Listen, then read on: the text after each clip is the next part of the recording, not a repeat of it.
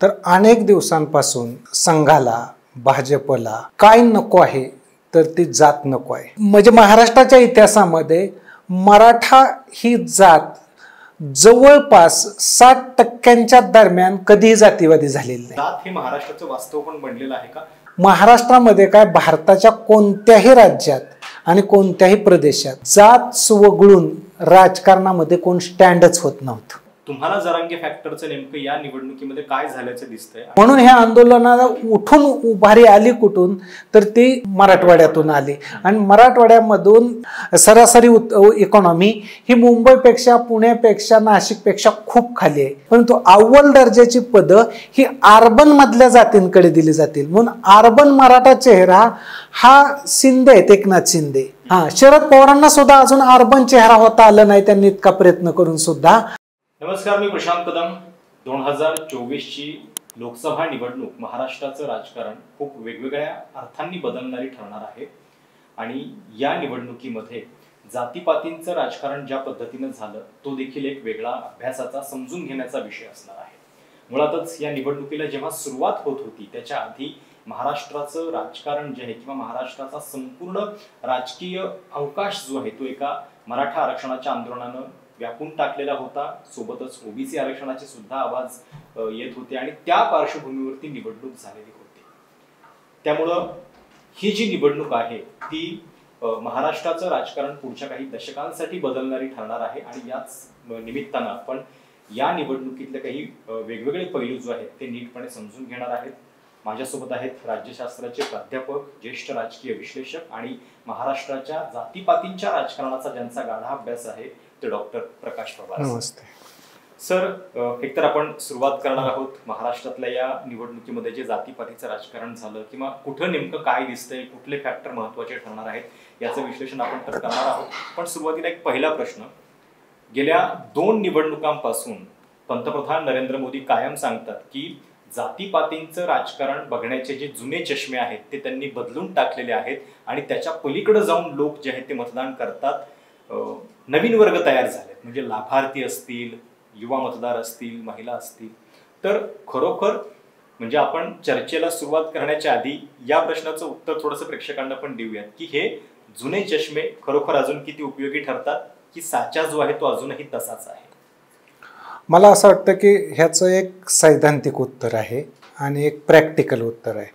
सैद्धांतिक उत्तर काय आहे तर अनेक दिवसांपासून संघाला भाजपला काय नको आहे तर ती जात नको आहे आणि भाजपला किंवा संघाला काय हवं आहे तर ते हिंदुत्व हवं आहे। जर हिंदुत्व निवडणुकीत चाललं तर ते निवडणुकीतून सत्ता मिळवू शकतात आणि जर जात चालली तर त्यांना कधीही सत्ता मिळवता येत नाही। याच्यामुळे नरेंद्र मोदींचा हा एक सैद्धांतिक पातळीवरचा प्रचाराचा अजेंडा आहे असं माझं व्यक्तिगत मत आहे। आणि दुसरा मुद्दा, ते जेव्हा असं म्हणतायत की मी अनेक योजना चालू केल्या आणि त्यातून जातीची आणि पक्षाचे लागेबांधे किंवा संबंध तुटले, तर हा मला मुद्दा तितकासा महत्त्वाचा वाटत नाही। त्याच्यापेक्षा वेगळा मुद्दा महत्त्वाचा वाटतोय, तो म्हणजे 1991 नंतर जे अर्थकारण भारतात घडलं त्या अर्थकारणातून जाती फुटल्या आणि प्रत्येक जातीतून एक मध्यम वर्ग उदयाला आला आणि जो प्रत्येक जातीतला मध्यम वर्ग उदयाला आलेला आहे तो नरेंद्र मोदींना, भाजपला, हिंदुत्वाला फॉलो करतोय किंवा त्याचं समर्थन करतोय। त्या समाजाबद्दल जर नरेंद्र मोदी बोलत असतील तर ते बरोबर आहे, परंतु योजनांच्या मदतीनं त्यांनी सगळ्या समाजातल्या जातींची गणितं बदलवली हे विधान काय प्रक्रियेतनं स्वच्छ दिसत नाही। पण जनरली जातपातीचं राजकारण म्हटलं की आपण यूपी, बिहार सारख्या राज्यांना नावं ठेवतो, त्यांचं राजकारण जे आहे ते खूप टोकाचं आहे असं आपण म्हणतो। पण महाराष्ट्रामध्ये पण आता तेच वास्तव झालेलं आहे का? म्हणजे जात हे महाराष्ट्राचं सुद्धा वास्तव आहे का? या निवडणुकीमध्ये तुम्हाला नेमकं काय दिसलं? मला असं वाटतं की साधारणपणे गावामध्ये जत्रेत लोक बोलतात तसं जातीवरती बोलतात आणि हे पूर्णपणे चुकीची गोष्ट आहे। जात नावाचा फॅक्टर प्रत्येकाच्या लाईफमध्ये असतो, कमी जास्त फरकाने असेल, परंतु तो फॅक्टर घेऊन लोक राजकीय वर्तन करतात हा मुद्दा 100% खरा नाही, त्याच्यामध्ये काय फेरफार आहेत. मग लोक मतदान जातीच्या संदर्भात कसं करतात, तर जातीचे एक वर्ग तयार केलेले असतात किंवा जातीचे स्तर तयार केलेले असतात किंवा जातीची एक वर्गवारी असते. म्हणजे उदाहरणार्थ उच्च जाती, तर उच्च जातीत जवळपास 400 जाती आहेत, परंतु एक उच्च जात म्हटलं की काम मिटत नाही त्याचं. किंवा मराठा कुणबे असं म्हटलं तरी प्रश्न मिटत नाही. कुणब्यांचं राजकीय वर्तन 1960 पासून आजपर्यंत वेगळं आहे, मराठ्यांचं राजकीय वर्तन वेगळं आहे, पश्चिम महाराष्ट्रातल्या मराठ्यांचं वेगळं आहे, मराठवाड्यातल्या मराठ्यांचं वेगळं आहे. म्हणजे याचा अर्थ असा होतो का की मराठा कुणबी हे एक क्लास क्लस्टर आहे आणि ते प्रभावीपणे काम करतंय. तर तसं होत नाही, त्याचा एक प्रकारचा वर्ग बनवला जातो, म्हणजे स्तर बनवला जातो आणि त्या स्तरातून जास्तीत जास्त मतं आपल्या पार्टीकडे कशी खेचून आणायची याचा प्लॅन आखला जातो. परंतु या मुद्द्यावर असं म्हणता येत नाही की ती जात जातीवादी आहे. आणि हा तर मुद्दा सर्वात जास्त परिणामकारक दृष्ट्या समजून असा घेता येतो, म्हणजे महाराष्ट्राच्या इतिहासामध्ये मराठा ही जात जवळपास 60% दरम्यान कधीही जातीवादी झालेली नाही. आणि आत्ताच्या या निवडणुकीत सुद्धा कुणीही किती प्रयत्न केला तरी मराठा ही जात 60% आसपास जातीवादी नाही.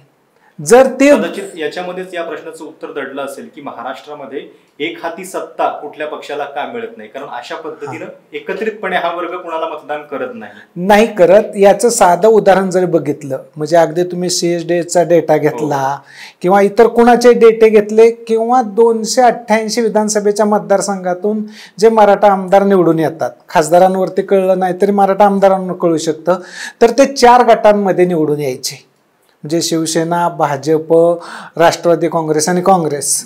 आता राष्ट्रवादी काँग्रेसला तुम्ही जर मराठ्यांचा पक्ष म्हणाला तर त्यांचे सर्वात जास्त मराठा आमदार पश्चिम महाराष्ट्रातून किंवा मराठवाड्यातून निवडून आले पाहिजेत, पण ते येत नाहीत. ते शिवसेनेकडून निवडून येतात, ते BJP कडून निवडून येतात. म्हणजे याचा अर्थ मराठ्यांची पार्टी आणि मराठा मतदानाचं वर्तन असा पॅटर्न उदयाला येत नाही.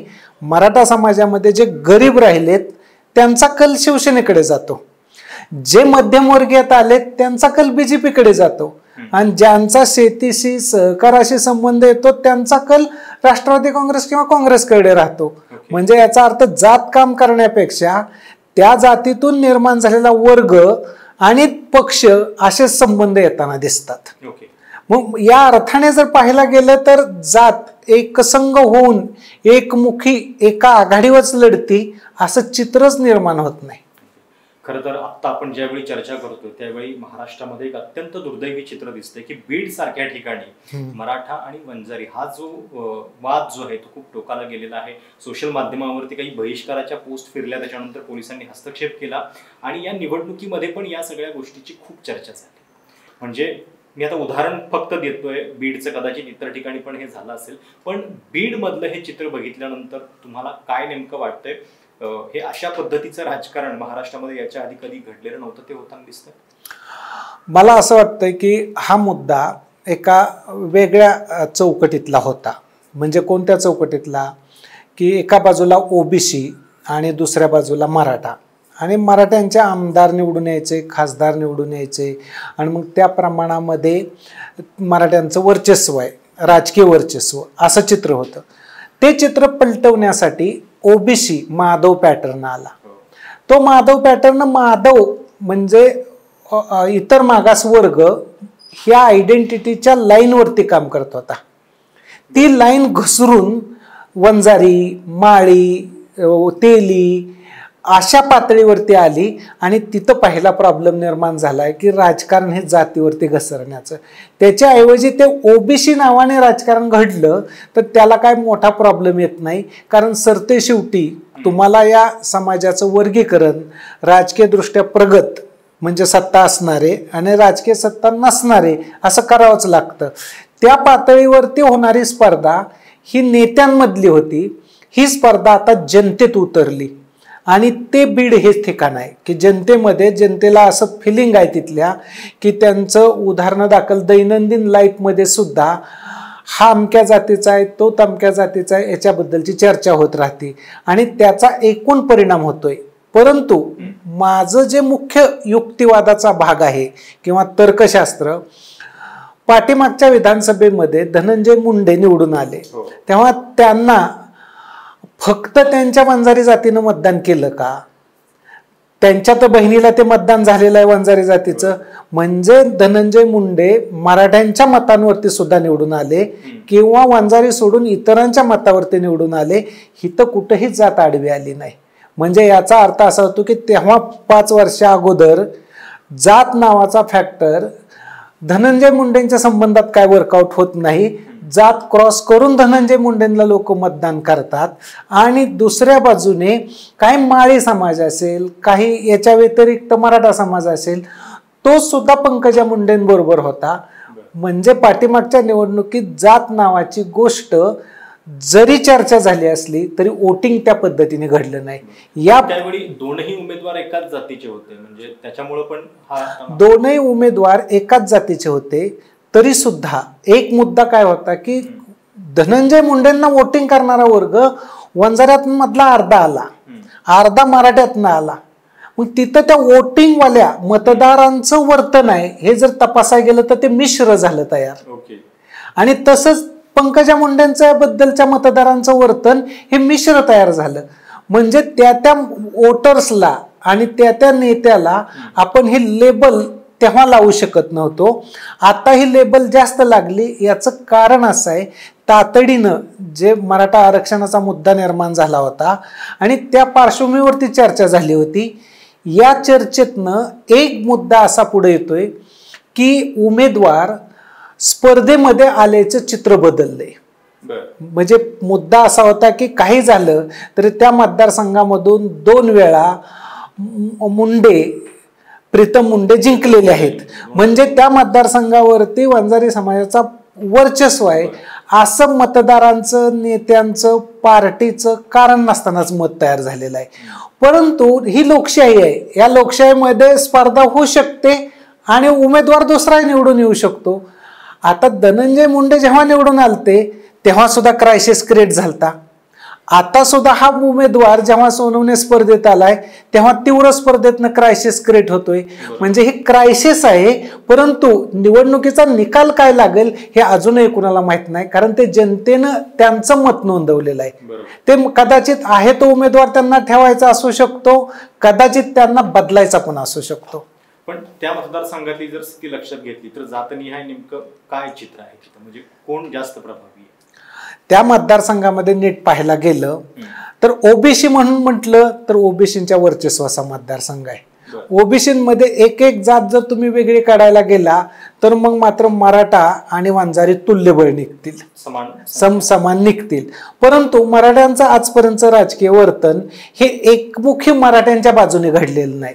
ते वर्तन मराठ्यांचं 2-3 गटांमध्ये फुटून गेल्यामुळं आपण असा दावा करू शकत नाही की मराठा व्हर्सेस वंजारी असं तिथल्या मतदानाचं क्लासिफिकेशन करणं. ओके. पण मराठा समाजाबद्दल तुम्ही असं सांगितलं की तो एकमुखी अशा पद्धतीने मतदान करत नाही. हेच चित्र जे आहे ते तुम्हाला महाराष्ट्रामध्ये इतर जातींच्या बद्दल पण दिसतं साधारणपणे? काय आहे महाराष्ट्रातल्या जाती राजकीय दृष्ट्या कशा व्यक्त होतात, त्यांच्या महत्वाकांक्षा नेमक्या कुठल्या गोष्टींमध्ये केंद्रित झालेल्या आहेत? पहिला भाग आहे तो म्हणजे जो जनरल मतदार असतो त्या जनरल मतदाराला असं फिलिंग येतं की आपल्या जातीचा उमेदवार असावा आणि ते नॅचरल आहे. त्याच्यामध्ये फार काय म्हणजे वर खाली किंवा दूषण देण्याचं कारण नाही. परंतु ती घटना ॲक्च्युली मतदानामध्ये घडत नाही. का घडत नाही तर मतदाराच्या वर्तनाला शेतकरी ओबीसी मधून मर्यादा पडतात. म्हणजे उदाहरणार्थ शेतीचा भाग हा एका ठिकाणी मराठ्याचे असेल, दुसऱ्या ठिकाणी वंजाऱ्याचे असेल, तिसऱ्या ठिकाणी माळ्यांचे असेल, चौथ्या ठिकाणी तेली समाजाचे असेल. पण ह्या शेतीला पाणी ज्या पाटाने जातं ती एकाला मिळलं तरच दुसऱ्याला मिळतं, दुसऱ्याला मिळलं तरच तिसऱ्याला मिळतं. म्हणजे याचा अर्थ असा होतो की एक पाटाचं पाणी आलं तर ते सर्वांचंच मतदानाचं वर्तन बदलवतं. मग तिथं जात काम करण्याच्या ऐवजी पाणी नावाचा घटक काम करतो. हे जर तुम्ही नीट सूत्र तपासायला गेला तर लोक किती काय म्हणाले आणि लोकांना असं फिलिंग असेल हा माझ्या जातीचा, तरी लोक वोटिंग जातीला करत नाहीत. जातीला वोटिंग घडवून आणण्यासाठी प्रचंड कष्ट पडतं आणि ते इतकं कष्ट पडतं की जातीवाद निर्माण करावा लागतो, जाती जातीमध्ये शिवीगाळ होते, जाती जातीमधला प्रचार होतो, जाती जातीची प्रतीकं पुढे येतात, जातीच्या बद्दलचे संघटना मेळावे हे सगळं घेऊन सुद्धा पदरात शेवटी फायनली काय पडतं तर त्या जातीच्या खूप थोडं पडतं. परंतु राजकीय पक्ष निवडणुकीच्या तोंडावरती मात्र किंवा आधी 6 महिने कोणता तरी मुद्दा जातीच्या भावना उद्दीपित करणारा, त्या चेतना निर्माण करणारा किंवा प्रोत्साहन देणारा ते घडवून आणतात. म्हणजे आपण 1981 पासून जरी पाहत गेलो तरी मराठा आरक्षणाचा मुद्दा अगदी अण्णासाहेब पाटील, शशिकांत पवार यांच्यापासून उठवला गेला, विनायकराव मेटे आणि आता सुद्धा उठतो. परंतु त्याचं धोरणाच्या मध्ये रूपांतर नाही झालेलं. म्हणजे निवडणुकीच्या आधी मुद्दा उठला, निवडणूक झाल्यानंतर संपला. याचा अर्थ हा मुद्दा कोणी उठवला तर राजकीय पक्षांनी उठवला. म्हणजे राजकीय पक्षांना इतर चांगल्या प्रश्नावर राजकारण करता येत नाही म्हणून जातीला ते बदनाम करतात जास्त. बरं, पण मग आता यावेळी म्हणजे जरांगे फॅक्टर त्याची चर्चा साहजिकच होईल. निकाल कसे येत आहेत काय येत आहेत त्याच्यावरती तर अधिक परत ही चर्चा अजून जोर धरेल. पण तुम्हाला जरांगे फॅक्टरचं नेमकं या निवडणुकीमध्ये काय झाल्याचं दिसतंय आणि तो कुठे कुठे प्रभावी राहिला आणि मुळात प्रभावी राहिला की नाही, इथपासून तुमचं विश्लेषण काय? माझा याच्याबद्दलचा पहिला म्हणजे निरीक्षण असं आहे, जरांगे पाटील यांनी जे आंदोलन केलं त्या आंदोलनामध्ये सगळ्याच प्रकारचे मराठा सामील झाले होते आणि जरांगे पाटलांच्या आंदोलनाला त्यांचा पाठिंबा होता. म्हणजे तुम्ही कुठल्याही चौकामध्ये गेला किंवा कुठल्याही गावामध्ये गेला तरी जरांगे पाटलांचे बोर्ड होते आणि ते त्यांना समर्थन करत होते. आता प्रश्न याला असा विचारला पाहिजे, हे समर्थन आहे म्हणजे नेमकं कोणत्या मुद्द्याला आहे? म्हणजे आरक्षण या गोष्टीवरती आधारित जर असं आपण तपासायला गेलो की त्यांना आरक्षण म्हणजे नेमकं काय म्हणायचं आहे, तर पहिला मुद्दा त्यांना विधानसभेतल्या आरक्षणाचं नाही पडलेलं, कारण तिथं आज आपोआपच ते निवडून येत आहेत. त्यांना लोकसभेच्या बद्दलची ती चर्चाच नाही. मग त्यांची चर्चा कुठली आहे? एक तर चर्चा जिल्हा परिषद, महानगरपालिका, नगर परिषदा या पातळीची ती चर्चा आहे. आणि आपण खाली गेलो तर ती चर्चा त्यांना आरक्षणाची कुठल्या पातळीची आहे, तर साधारणपणे IIT, मेडिकल, इंजिनिअरिंग असे जे नवीन फॅकल्टीज आहेत की ज्या फॅकल्टीमधून एज्युकेशन घेताना प्रचंड खर्च येतोय आणि सगळ्या संस्था या खाजगी झालेल्या आहेत. आता एज्युकेशन हे सरकार देत नाही, सरकारच्या बाहेर जाऊन खाजगीतनं एज्युकेशन खरेदी करावं लागतंय खुल्या बाजारातून आणि त्याच्यासाठी पैसे खूप लागत आहेत आणि हा पैसा पे करण्याची क्षमता साधारणपणे कुठं नाही, तर ही क्षमता मुंबई, पुणे आणि मोठं शहर नाशिक याच्या बाहेर अजिबात नाही. म्हणून ह्या आंदोलनाला उठून उभारी आली कुठून, तर ती मराठवाड्यातून आली आणि मराठवाड्यामधून लोकांची इकॉनॉमी सरासरी इकॉनॉमी ही मुंबईपेक्षा, पुण्यापेक्षा, नाशिकपेक्षा खूप खाली आहे. त्याच्यामुळं आपोआपच परिणामी त्यांना असं फिलिंग आलं की आमच्या मुलाबाळांचं काय, म्हणून त्याच्यामध्ये त्यांच्या बोलण्यातला एक शब्द होता आमची लेकरं. तर ऍक्च्युली हे कशाबद्दल बोलतायत हे नीट लक्षात घेतलं पाहिजे. तर तो हा याबद्दलचा भाग आहे. आता हा मुद्दा थेट लोकसभेला कसा जोडायचा हा एक मुद्दा आहे. हा मुद्दा जोडण्याचा ज्याच्या त्याच्या पद्धतीनं प्रयत्न लोकांनी केला. तो पहिला प्रयत्न काय होता, तर नेते जाऊन जरांगे पाटलांना भेटले आणि आमचा पाठिंबा आहे म्हणून त्यांच्या पार्ट्यांनी आपल्या विरोधातला राग शांत करण्याचा प्रयत्न केला. याचा अर्थ हा होत नाही की मराठ्यांना आरक्षण देण्याचा त्यांनी प्रयत्न केला. नंबर 2, दुसरी भूमिका त्यांनी निवडणुकीच्या काळात काय घेतली, जरांगे पाटलांनी भूमिका घेतली की तुम्हाला मतदान द्यायचंय त्याला द्या, तुम्ही मराठ्यांच्या विरोधात आहेत त्यांना पाडा. पण हा मुद्दा जरांगे पाटलांनी म्हणण्याचा काय प्रश्नच नव्हता. याच्याही आधी महाराष्ट्रामध्ये नरेंद्र मोदींच्या विरोधामध्ये एक वेव क्रिएट झालेली होती. म्हणजे तुम्ही ग्रामीण भागामध्ये गेलात तर तिथं शेतकरी ऑलरेडी म्हणत होते की आमच्या कांद्याला भाव नाही, शेतकऱ्यांच्या बद्दलचे आंदोलनं झालेत पण निर्णय घेतलेला नाही. आणि असं जर असेल तर त्या व्यक्ती शेतीच्या प्रश्नावरती म्हणतायत की आम्ही त्यांना मतदान देणार नाही, तेव्हा तुम्ही असं म्हणताय जरांगे पाटील की तुम्ही मतदान जे मराठा विरोधात आहेत त्यांना द्या. म्हणजे इथं शब्द छल झालेला आहे आणि इथं एक मोठी कॉन्ट्रोवर्सी क्रिएट झालेली आहे की कसा आपण ह्याचं श्रेय लाटायचं याच्याबद्दलची. पण ऍक्च्युली जनतेमध्ये ऑलरेडी घटना घडलेली होती, त्या जनतेला कोण थांबवू शकत नव्हतं की या घटनेपासून. याच्यामुळं महाराष्ट्रात तुम्ही नीट बघितलं तर नरेंद्र मोदींची सगळी भाषणं ही ओबीसी केंद्रित होती. नरेंद्र मोदींच्या भाषणांचा सूर हा मराठ्यांकडे कुठेही झुकलेला नव्हता. म्हणजे तुम्ही अगदी विदर्भामध्ये मराठा कमी आहेत, परंतु त्या विदर्भापासून ते कोल्हापूरपर्यंत आणि इकडं मुंबईपर्यंत कसंही गेलं तर ते ओबीसींना केंद्रभागी ठेवायचे. ओबीसींचं आरक्षण जाईल, ओबीसींना आरक्षण दिलं जाईल, ओबीसींचे हितसंबंध जपले जातील. ही जी सगळी लँग्वेज होती त्या लँग्वेजमधनं त्यांनीच ऍक्च्युली मराठा व्हर्सेस उच्च जाती व्हर्सेस मराठा आणि मराठा व्हर्सेस ओबीसी असा निवडणुकीला रंग देण्याचा प्रयत्न केला किंवा तसं संघटन करण्याचा प्रयत्न केला. म्हणजे विधान जे होतं ते पण बीडमध्ये त्यांनी केलेलं होतं की तुमच्या आरक्षणाला काँग्रेस मुस्लिमांचं म्हणजे मुस्लिमांना प्रवेश देते, तुमचं आरक्षण कमी करण्याचा प्रयत्न होते, ओबीसींचा उल्लेख केला त्यांनी. ते रूपक होतं असं माझं म्हणणं आहे की मुस्लिम हे निवडलेली गोष्ट होती, पण ऍक्च्युली त्यांना बोलायचं होतं की मला ओबीसींना एक गट्टा करायचा आहे आणि ते त्यासाठी बोलत होते. आणि मला असं वाटतं की ते बोलतायत हे काय फार कुणी असं घेऊ नये की ते जातीवादी, की भारताचा सगळा पॅटर्नच दोन जातींचं ध्रुवीकरण घडवणं, आपल्या पार्टीकडे मतदान घोळून आणणं, याच्यासाठी अशी लँग्वेज वापरण्याची परंपरा खूप जुनी आहे.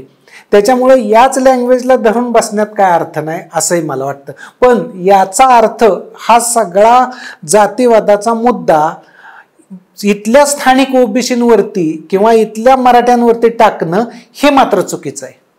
साधारणपणे आता जातींच्या राजकारणाची चर्चा सुरू झाली की काही मतदारसंघांची नावं लगेचच समोर येतात. आता जांकर हे परभणीतनं लढत आहेत, तिथं इकडं माढ्यामध्ये बारामतीमध्ये सुद्धा एक धनगर समाज जो आहे तो बऱ्यापैकी संख्येनं आहे. त्यांच्या उमेदवारीच्या पाठीमागे हा पण तर्क होता की त्यांना इकडे उमेदवारी दिल्यामुळे बारामतीमध्ये फायदा होईल असा एक विचार कुठेतरी महायुतीने केला. तर ही गणितं तुम्हाला कशी वाटतायत, विशेषतः या 2-3 मतदारसंघांचा जो मी उल्लेख केला तिथं जातीची समीकरण? मला असं वाटतं एकूण महाराष्ट्रामध्ये ओबीसींना दिल्लीमध्ये जे प्रतिनिधित्व मिळायला पाहिजे ते कमी मिळालेलं आहे.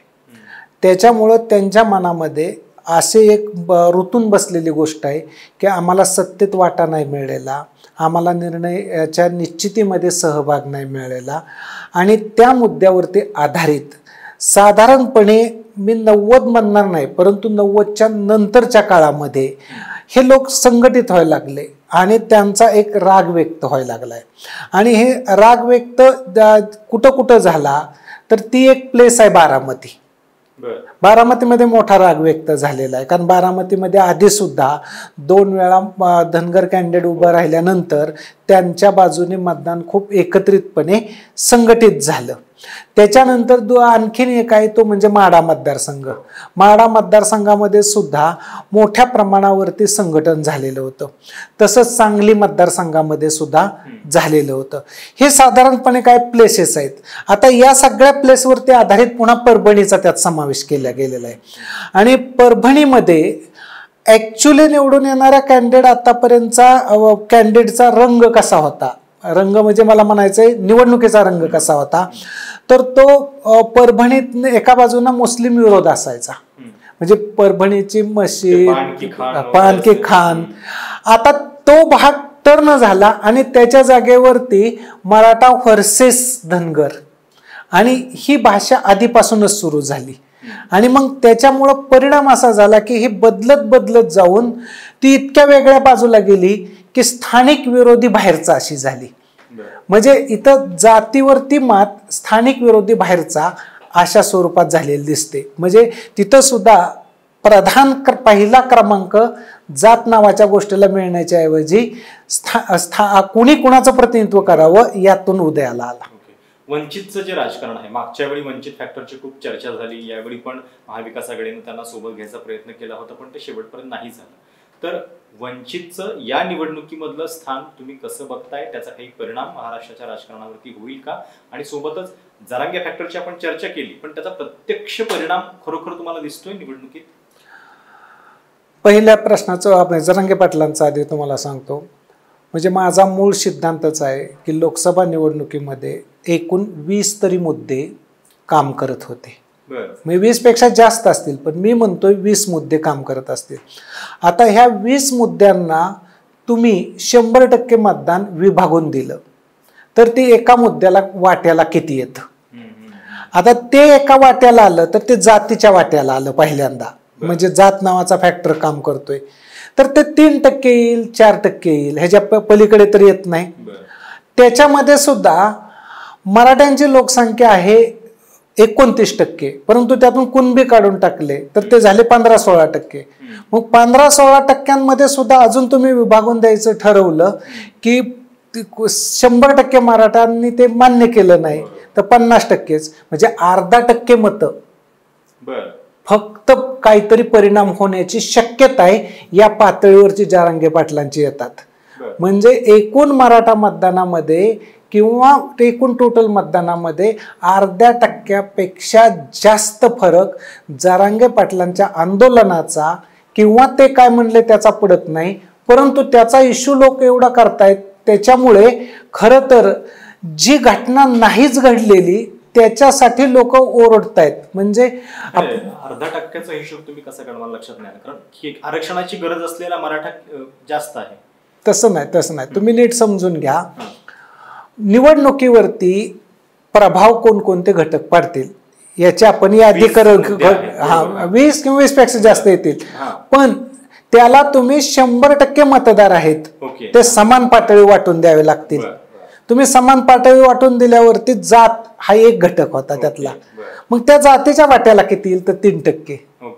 मग त्या 3% सुद्धा सगळ्या जाती पकडाव्या लागतील. त्यात फक्त मराठा धरून कशी चालेल?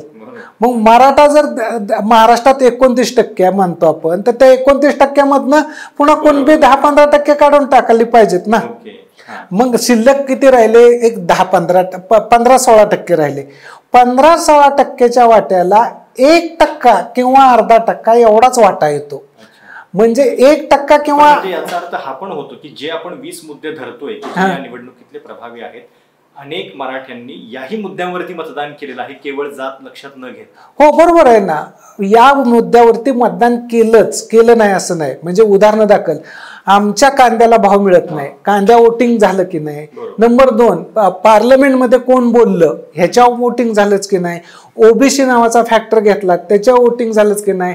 राम मंदिराचा प्रश्न कसा आला त्याच्यावर वोटिंग झालं का नाही. म्हणजे असे तुम्ही जर याद्या करत गेला तर नीट बघितलं तर तुम्हाला असं दिसायला लागतं की हा छोटा घटक आहे, परंतु आपण कारण नसतानाच भुईत थोपटणं आणि त्याला दोष देणं म्हणतो तसं घडतंय. पण मग विधानसभेच्या दृष्टीने पण ह्याला काही घाबरायची गरज नाहीये या फॅक्टर? नाही, विधानसभेला हा फॅक्टर वेगळ्या पद्धतीने काम करतो. लोकसभा वेगळी झाली, विधानसभा वेगळी झाली. विधानसभेला ह्याच्यापेक्षा क्लोज निवडणूक होते आणि त्या क्लोज निवडणुकीमध्ये कदाचित 10,000, 20,000 किंवा त्याच्या आधी निर्णायक ठरतं. कधी कधी तर 5,000 पण निर्णायक ठरतं. आणि अशा वेळेस हे 0.5% मतं म्हणजे सुद्धा खूप प्रभावी आहेत. त्यामुळे तुम्ही विधानसभेच्या निवडणुकीचं मोजमाप वेगळं केलं पाहिजे, लोकसभेच्या निवडणुकीचं प्रभावाचं मोजमाप वेगळं केलं पाहिजे. मला तुम्हाला एक थोडासा बेसिक प्रश्न विचारायचा की आता गेल्या 10 वर्षातलं जर आपण राजकारण बघितलं तर भाजपला सातत्याने एका मराठा चेहऱ्याचा शोध, एका प्रभावी मराठी चेहऱ्याच्या शोधात ते आहेत आणि त्याच्या संदर्भात त्यांनी खूप वेगवेगळे प्रयोग केले. मग ते कधी प्रदेशाध्यक्ष त्यांचे चंद्रकांत पाटील, दानवे इथपासून ते संभाजीराजेंना राज्यसभा उमेदवारी देणं, उदयनराजेंना आपल्या बाजूला आणणं आणि असं करत करत मग आता अजित पवारांसारखा नेता सुद्धा आमच्या बाजूला आहे, एक स्ट्रॉंग मराठा फेस. शिवाय शिंदेंना मुख्यमंत्रीपद दिलं, त्याची इतर जी कारणं असतील त्याच्यापैकी एक कारण हे पण असेल.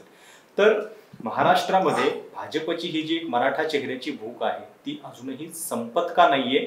त्याच्या पाठीमागं तुम्हाला कारण काय दिसतं? मुख्य मुद्दा आहे की महाराष्ट्रामध्ये मराठ्यांचं कुणबींबरोबर काही विवाह संबंध झालेले आहेत आणि ज्यांनी कुणबी नावं लावलेले आहेत ते जरी म्हणत असले की मराठ्यांना आरक्षण देऊ नका, तरी सुद्धा ते काही ठिकाणी एकजीव आहेत. म्हणजे याचा अर्थ असा झाला की कुणबी आणि मराठ्यांची जी 1931च्या सेन्ससनुसारची आकडेवारी होती, कुणी तिला 54 म्हटलं होतं, परंतु कॅल्क्युलेशन करून ती साधारणपणे 29 किंवा 28% असावी असं म्हटलेलं आहे. कोणत्याही भारतातल्या राज्यात गेला तर एकाच समूहाची कुणबी आणि मराठा 29% आकडेवारी कुठंच नाही. म्हणजे तुम्ही कुठल्याही राज्यात गेला तर ते त्याच्या खालीच लागते. मग अशा वेळी राज्य जिंकायचं असेल तर काय केलं पाहिजे? तर राज्य जिंकण्यासाठी मराठा कुणबी हा समूह आपल्या पाठीशी असला पाहिजे, हे एक जुनं गृहीतक आहे. आणि त्या गृहीतकामुळं मराठ्यांना घोळून आपल्या बाजूला आणलं पाहिजे, हा एक पॅटर्न राबवला जातो. पण आता ह्यात मुद्दा क्रिएट होतोय तो हा आहे की मराठ्यांना आपल्या पाठीशी आणताना कोणत्या मराठ्यांना आणायचं याच्याबद्दलच्या निर्णयामध्ये भाजपची धरसोड म्हणण्यापेक्षा एक डावपेचात्मक निर्णय आहे. डावपेचात्मक म्हणजे कोणता? भाजपचं दिल्लीचं नेतृत्व असं विचार करत आहे की महाराष्ट्रामध्ये शक्यतो करून त्या मराठा लीडरला पूर्ण पाठिंबा नसणारा लीडर पाहिजे, त्यांच्या ऐकण्यातला पाहिजे आणि त्याचं पूर्ण सगळ्या महाराष्ट्रभर प्रभाव क्षेत्र असता कामा नये. आणि त्याच्यामुळे त्यांनी चॉईस केलेल्या व्यक्ती पण तुम्ही नीट बघितल्या तर तुम्ही आता सांगितल्या अशा अनेक व्यक्ती आहेत की ज्यांचं जनतेमध्ये प्रभाव किती आणि ऍक्च्युली एका मतदारसंघात किती, तर असे त्यांनी चॉईस केल्या व्यक्ती. पण देवेंद्र फडणवीसांनी याच्या पलीकडचा पॅटर्न शोधून काढला आणि तो पॅटर्न काय होता? जनतेत ज्याचा प्रभाव आहे, अर्थकारणात ज्याचा प्रभाव आहे आणि जो माणूस तिथलं कॅल्क्युलेशन आजूबाजूचं बदलू शकतो अशा व्यक्तीला पार्टीत आणण्याचा प्रयत्न केला. म्हणजे उदाहरण दाखल विखे पाटील असतील, मोहिते पाटलांच्या घरातला त्यांचा मुलगा असेल किंवा इकडं साताऱ्यामध्ये आबनराजे भोसलेंचा मुलगा असेल, असे त्यांनी काय प्रयत्न केले. परंतु मुद्दा अडचणीचा कुठं ठरला? मग हे जेव्हा मराठा जनतेत पाठिंबा असणारे किंवा जनतेचा पाठिंबा असणारे इकॉनॉमी प्रभावी असणारे आले तेव्हाच दोन प्रकारचे डिबेट सुरू झाले. एक डिबेट भाजपच्या अंतर्गत सुरू झाला, म्हणजे जे संघाचे आणि बीजेपीचे लोक होते त्यांना हे पसंत नव्हतं. आणि दुसऱ्या बाजूने हा डिबेट ओबीसीमध्ये सुरू झाला. तो का? तर हे आम्हाला सत्ता मिळण्याच्या ऐवजी हे आता इकडेही मराठ्यांनाच मिळणार, त्याच्यामुळे इंटरनल भाजपमध्येच ओबीसी व्हर्सेस मराठा असा एक तणाव क्रिएट झाला. आता हे त्या पार्ट्या मान्य करणार नाहीत, परंतु हा तणाव क्रिएट झाला. या तणावाचं रूप तुम्हाला काय दिसतं? एकनाथ खडसेंची भूमिका असेल किंवा मुंडेंची भूमिका असेल, या भूमिकामध्ये सतत देवेंद्र फडणवीसांच्या विरोधात राग व्यक्त केला त्यांनी. म्हणजे याचा तर अर्थ क्लिअर झाला की याच्यामध्ये कुठंतरी सूत्र जुळत नाहीत ती. यानंतर पुढचा मुद्दा आला की आता मग पुन्हा हे कसं जपायचं? तर त्यांनी तिसरा पॅटर्न मराठ्यांचा डेव्हलप केला. तो म्हणजे भाजपत मराठा नाही आला तरी चालेल, भाजपच्या बाहेर एक मराठा चेहरा ठेवायचा. आणि भाजपच्या बाहेर जो चेहरा ठेवायचा ते दोन चेहरे त्यांनी निवडले, एक शिंदे आणि अजित पवारांचा. आता मुद्दा इथंच क्रिएट होतोय. अजित पवारांचा चेहरा आणि एकनाथ शिंदेचा चेहरा जो मराठा आहे, हा चेहरा त्यांच्या मूळ भाजपच्या सिद्धांताप्रमाणे महाराष्ट्रात पूर्ण महाराष्ट्रावर प्रभाव टाकेल इतका प्रभावी त्यांना हवा आहे का, अपेक्षित आहे का? तर याचं उत्तर मला असं वाटतं की त्यांच्या जुन्या इतिहासानुसार त्यांना तो नको आहे. आणि जर तसा त्यांनी तो क्रिएट करण्याचा प्रयत्न केला तर त्यांच्या मूळ स्ट्रक्चरलाच खालून सुरुंग लागण्याची शक्यता आहे. म्हणजे याचा अर्थ असा झाला की हे दोन्ही भाजपच्या तर बाहेर मराठा चेहरे आहेत, पण अधिक त्यांचं स्थान साधारणपणे बीजेपीतल्या निम्म्यापेक्षा खाली राहिलं पाहिजे याचीही ते काळजी घेत आहेत. असा तिसरा पॅटर्न सध्या या निवडणुकीच्या दरम्यान पूर्णपणे उदयाला आलंय आणि त्याचं रूप तुम्ही काल परवाही पाहिलं. निवडणुकीत अजित पवारांच्या पक्षाला किती जागा असाव्यात याची चर्चा झाली, तेव्हा दोन्ही बाजूंनी ते आपापल्या पद्धतीने उत्तर दिली गेली. आता कदाचित 4 जूनच्या निकालानंतर या दोघांचं भवितव्य कुठल्या दिशेनं जाते हे पण बघावं लागेल. कारण शेवटी म्हणजे भाजपचं मूळ लक्ष तर हे असेल की स्वबळावरती सत्ता हवी. ही आत्ताची जी अरेंजमेंट होती ती 5 वर्षांसाठी होती की त्यांना एक कोंडी फोडायची होती. आपल्याला कोणी मित्र नाहीये महाराष्ट्रात आणि त्यामुळं अशा पद्धतीने ही स्थिती केलेली होती. आता पुढच्या भविष्यात तुम्हाला मग एकनाथ शिंदे आणि अजित पवारांचं राजकारण कसं दिसतंय, म्हणजे काय करेल भाजप? मला असं वाटतं की या दोघांनाही भाजपच्या बाहेर ठेवून त्यांच्या पार्ट्यांमध्ये, म्हणजे त्यांच्या पार्ट्या विड्रॉ ते करायला सांगणार नाहीत, त्यांच्या पार्ट्या ठेवतील. कारण हे मराठा आत इकडं काय आणता येणार नाही. परंतु दुसरी घटना ते करतील, या 2 व्यक्तींकडून मराठा कॅन्डिडेट देऊन ते कॅन्डिडेट शिवसेनेचा मराठा कॅन्डिडेट म्हणजे उद्धव ठाकरेंचा आणि दुसऱ्या बाजूने शरद पवारांचा मराठा कॅन्डिडेट यांच्या विरोधात मतांचं विभाजन घडवून आणतील. आणि जर शक्य नाही झालं तर त्यांनाही ते म्हणतील की तुम्ही सेपरेट लढा, भाजप सेपरेट लढेल आणि अशा त्रिकोणी संघर्षामध्ये मराठा वोटिंगचं असेल किंवा जे सहकार क्षेत्रातले वोटिंग आहे त्यांचं विभाजन घडवून आणतील आणि त्यातून भाजपचा कॅन्डिडेट निवडून येतो का असाही ते पॅटर्न डेव्हलप करू शकतात. महाराष्ट्राचा जो जातीय राजकोष आहे म्हणजे कशा पद्धतीने जातींची रचना आहे आपल्या राज्यामधली साधारणपणे आणि त्या कशा व्यक्त होतात एक थोडं सुटसुटीतपणे सांगू शकाल का, काय चित्र आहे? मला असं वाटतं की महाराष्ट्रामध्ये पहिल्यापासूनच महाराष्ट्राचा पोत का असा झालाय माहीत नाही, परंतु इथलं उच्च जाती ज्यांना आपण म्हणतो त्या उच्च जाती आणि मराठा यांच्यामध्ये एका बाजूने एकत्र येण्याची प्रक्रिया पण घडते आणि तेव्हाच ते एकमेकाच्या विरोधात पण जातात. म्हणजे हे एकमेकांना मदत करणं किंवा एकमेकांच्या बद्दलचा एक अलायन्स घडणं, मैत्री घडणं ही पण प्रक्रिया आहे. पण दुसरा एक मुद्दा इथं क्रिएट झालेला आहे, ह्या दोन्ही समूहाकडे व्यापाराचं कल्चर नाही. त्याच्यामुळं महाराष्ट्राच्या बाहेरनं आलेल्या जाती इथं व्यापारी दृष्ट्या प्रभावी झालेल्या आहेत. याच्यामुळं परिणाम काय झालेला आहे की भाजपकडे ह्या व्यापारी वर्गाचा कल आहे, व्यापारी जातींचा अधिक उच्च जातींचा कल आहे. त्याच्यामुळे व्यापारी जाती अधिक उच्च जाती असं एक त्यांचं फॉर्म्युला क्रिएट होतो आणि त्याच्यात मग जेवढे मराठा येतील तेवढे मराठा ते घालतात, त्याच्यानंतर जेवढे माधव येतील तेवढे ते घालतात. त्याच्यानंतर त्यांनी साधारणपणे 2014 पर्यंत इतर जातींचा विचार त्यांनी केला नव्हता, वंचित जातींचा. परंतु महाराष्ट्रामध्ये मात्र तसा विचार झाला.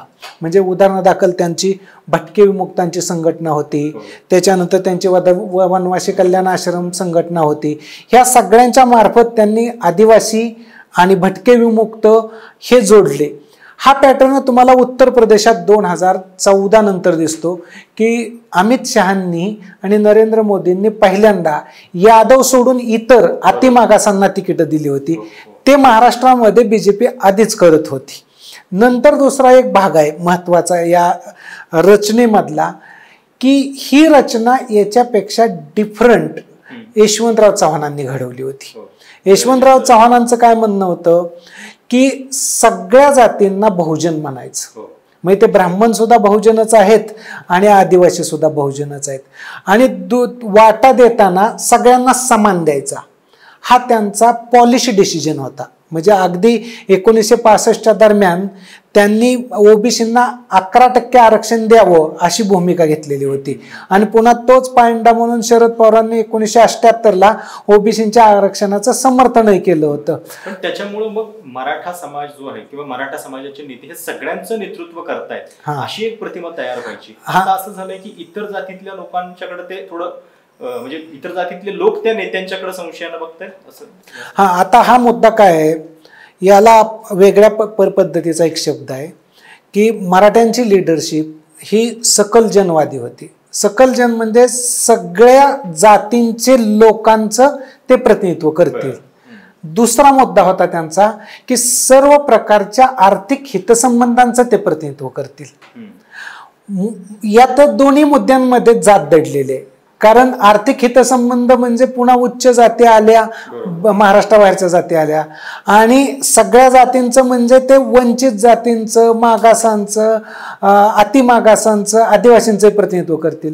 म्हणून त्यांच्या डिबेटचा भाग काय असायचा त्या काळातला साधारणपणे, आणि आता सुद्धा शरद पवार जे डिबेट घडवतात तर त्याच्यामध्ये त्यांचं असं म्हणणं असतं की मी ओबीसींना आरक्षण दिलं, त्याच्यानंतर महिलांना आरक्षण दिलं, याच्यामध्ये ते दावा करत असतात या सर्व जाती समूहांना दिल्याचा. परंतु ही सगळी प्रक्रिया घडताना मराठा समाजामध्ये मंडल आयोगाच्या नंतर जी एक उद्विग्नता क्रिएट झाली आणि या दोन म्हणजे ओबीसी आणि मराठा हे तुटायला लागले, एकमेकांपासून दूर जायला लागले, तसतसे एकमेकांवरती आरोप प्रत्यारोप करायला लागले. आणि या आरोप आणि प्रत्यारोपामुळे पॉलिटिकल पार्ट्यांनी पण त्याचा फायदा घेतला. आणि मग पॉलिटिकल पार्ट्यांनी काय केलं, एकच मुद्दा त्यातला पकडला, म्हणजे मराठ्यांची पार्टी अमुक आहे असं म्हटलं तर मराठ्यांची पार्टी अमुक एक नाही आणि आम्ही सर्वांचं प्रतिनिधित्व करतो, असं करत करत त्यांनी मराठा लिडरशिपलाच आरोपीच्या पिंजऱ्यात आणून उभा केलं. आणि त्याच्यामुळं आज जर नीट पाहायला गेलं तर म्हटलं तर महाराष्ट्राचे सर्व नेते शरद पवार, परंतु शरद पवारांबद्दल विरोधात बोलणारे लोक किती, तर प्रचंड लोक. ह्या दोन्ही घटना एका वेळेस घडलेत आणि त्या या प्रोसेसमधनं घडलेत. त्याच्यामुळं माझं असं याबद्दलचं मत आहे की महाराष्ट्राच्या राजकारणामध्ये शरद पवारांची भूमिका यशवंतराव चव्हाणांची होती, त्यात काय फरक पडला नाही. नंतर 1978ला होती, त्यातही काय फरक पडला नाही. 1989-92ला होती, त्यातही फरक पडला नाही. ते आजही सकल जनवादीच आहेत, सर्व जाती समूहांना बरोबर घेऊन जाणार, पण लोकांच्या मनामध्ये तशी प्रतिभा त्यांच्याबद्दलची नाही. म्हणजे राज ठाकरे असं म्हणाले की जातीपातींचं जे राजकारण आहे ते राष्ट्रवादीच्या स्थापनेपासून सुरू झालं, म्हणजे एक प्रकारे शरद पवारांच्यामुळेच महाराष्ट्रामध्ये जातीपातीचं राजकारण वाढलेलं आहे, हा त्यांचा आरोप आहे. मला असं वाटतं की हे खूप पॉप्युलर विधान आहे. कोणत्या अर्थाने, तर हे समाजात चालतं म्हणून. म्हणजे तुम्ही जर असं विधान वापरलं तर समाज टाळ्या वाजवतो, समाजाला असं वाटायला लागतं की हो असंच राजकारण घडलेलं आहे. परंतु ऍक्च्युली नीट वस्तुस्थितीत पाहायला गेलं तर शरद पवारांनी काय जातीपातीचं राजकारण केलं असं मला वाटत नाही. ह्याचं कारण असं आहे की तसं जर असतं तर त्यांच्या जवळ म्हणजे संधी चालून आलेल्या कितीतरी होत्या, आणि त्या संधींमधली ते जेव्हा दिल्लीला चालले होते तेव्हा सुधाकर नायकांच्या ऐवजी पद्मश्री पाटलांना मुख्यमंत्री ते करू शकत होते, किंवा आता 2019ला त्यांना करायचंच असतं, उद्धव ठाकरे नको म्हणत होते तर शिंदेंनाही त्यांनी शब्द टाकला असता, परंतु उद्धव ठाकरेंना मुख्यमंत्री केलं. याचा अर्थ ते जातीच्या बाहेर गेलेत का नाही, म्हणजे याचा अर्थ त्यांनी जातीपातीचं राजकारण केलं असं विधान दिसत नाही मोठ्या अर्थाने पॉलिसी मेकिंगच्या. परंतु ते राजकारणातला एक कथन तयार करणं म्हणजे नॅरेटिव्ह, त्या पद्धतीने ते राजकीय पुढारी करतात, एवढी मात्र वस्तुस्थिती आहे. महाराष्ट्राच्या राजकारणामध्ये वारंवार हे म्हटलं जातं की बाळासाहेब ठाकरेंचं जे राजकारण होतं त्याच्यामध्ये त्यांनी फार जातपात कधी बघितलेली नाहीये. तर तुम्हाला असं वाटतं की बाळासाहेबांची शिवसेना हा त्या अर्थानं महाराष्ट्रामध्ये जातपात न बघणारा तुलनेनं बरा पक्ष होता? मला असं वाटतं की ह्या मुद्द्याचं सुद्धा खूप ग्लोरिफिकेशन होतं. याचं कारण आहे, महाराष्ट्रामध्ये काय भारताच्या कोणत्याही राज्यात आणि कोणत्याही प्रदेशात जो काळ त्यांचा पक्ष स्थापन झाला होता तिथून पुढचा आणि त्यांचं राजकारण जिथपर्यंत प्रभावित तिथपर्यंत जात वगळून राजकारणामध्ये कोण स्टँडच होत नव्हतं, उभाच राहू शकत नव्हतं. म्हणजे तुम्हाला काहीतरी जातीबद्दलची भूमिकाच असली पाहिजे. मग त्यांची काय जातीबद्दलची भूमिका होती, तर त्यांची पहिली जातीबद्दलची भूमिका होती, ते म्हणाले होते की माझा 3 मला विरोध आहे. 3 मला म्हणजे त्यातला 1 मराठा होता, म्हणजे याचा अर्थ जातीबद्दलची काहीतरी भूमिका होती. नंबर 2, दुसरं मराठ्यांना विरोध आहे, म्हणजे दुसरं उत्तर काय मिळालं, तर मी ओबीसींना पाठिंबा अप्रत्यक्षपणे, म्हणजे ओबीसीचा प्रत्यक्ष पाठिंबा असं न म्हणता सुद्धा ओबीसींना पाठिंबा आहे. आणखीन एक मुद्दा काय निर्माण झाला, ज्याला आपण शिवसेना बाळासाहेब ठाकरेंच्याच काळातली म्हणतो. त्यांनी जे शिवसेनेचं नाव घेतलं, त्यांनी ज्या पद्धतीनं प्रचारातलं स्ट्रक्चर उभा केलं, तेव्हा त्याच्यात शिवसेना म्हणजे कोण? 18 पगड जातीची, म्हणजे जात नावाची गोष्ट 18 पगडचं संघटन आलंच तिथं. म्हणजे याचा अर्थ असा होतो की त्यांनी जात नावाची गोष्ट वगळून राजकारण केलेलं नाही, पण त्यांनी पॉझिटिव्ह या अर्थाने राजकारण केलं की छोट्या जातीच्या माणसाला तिकीट दिलं आणि त्याला निवडून आणण्याचा प्रयत्न केला. आणि ते सुद्धा व्यक्ती तशी का निवडून आली? तर त्याचंही कारण आहे की तोपर्यंत निवडणुका बऱ्याच होऊन गेलेल्या होत्या. 90 पर्यंतच्या निवडणुका अनेक झाल्यामुळे अनेक मराठा निवडून आलेले होते आणि इतर जातींना आत प्रवेश करण्याची संधीच नव्हती. त्याच्यामुळे मच्या विरोधातलं संघटन त्यांच्या कामाला आलं. म्हणजे याचा अर्थ त्यांनी संधी दिली, तिकीट दिलं, हा एक मुद्दा झाला. पण त्याच्या जोडीला ही समाजात अस्तित्वात आलेली गोष्ट हे दुसराही त्यांचा फायदा होता. म्हणजे याचा अर्थ जातीनं राजकारण करायचं ते केलंच, परंतु त्यांच्या नॅरेटिव्ह म्हणजे बाळासाहेब ठाकरेंचा लिडरशिपचा नॅरेटिव्ह मात्र काय क्रिएट झाला? बाळासाहेब ठाकरे 18 पगड जातींना पाठिंबा देत आहेत, याचा अर्थ असा होतो की ते जातीचं राजकारण करत नाहीत. सर एक शेवटचा प्रश्न, महाराष्ट्रामध्ये आता जी निवडणूक होतीये ती 2 प्रादेशिक पक्षांची शक्ल झाल्यानंतरची होतीये. आता या सगळ्यामध्ये हे जातीपातीचं राजकारण जे आहे ते अधिक टोकदार बनणार आहे, काय नेमकं होणार आहे पुढे? आणि खरोखर म्हणजे आता हे जात हे महाराष्ट्राचं वास्तव पण बनलेलं आहे का? तुम्हाला काय वाटतं? मला असं वाटतं की आता हे राजकारण तुम्ही त्याला असं पिरॅमिडचा आकार दिला तर वरच्या टोकाला जर तुम्ही बघायला गेला तर ते कमीत कमी जातीवादी असेल. जसं जसं खाली याल पिरॅमिडच्या तिथं ते जास्त असेल. आता ही गोष्ट कशी समजून घ्यायची? तर तुम्ही साधारणपणे असं बघा की मुंबई, ठाणे, रायगड, पुणे आणि नाशिकमध्ये मतदारसंघ किती आहेत आत्ता विधानसभेचे? त्याच्यानंतर आत्ता लोकसंख्या इतकी वाढलेली आहे जी 10 वर्षात गेल्या. जर मतदारसंघांची पुनर्रचना पुढच्या काही काळात झाली तर पुण्यामध्येच किती अजून मतदारसंघ वाढतील. म्हणजे याचा अर्थ काय झाला की राजकारण फक्त पुणे, अहमदनगर, नाशिक, ठाणे, रायगड, मुंबई, नवी मुंबई एवढ्या पुरतंच केंद्रित झालं. आणि ह्या राजकारणाचा तर जास्तीत जास्त बांधा हा जात सोडून शहरी अर्बन या प्रकारचा पण असेल आणि शहरी गरीब आणि शहरी श्रीमंत यांच्यातल्या संघर्षाचा असेल. म्हणजे झोपडपट्टीचा मुद्दा एका बाजूला तर झोपडपट्टी नसणाऱ्या लोकांचा एका बाजूला.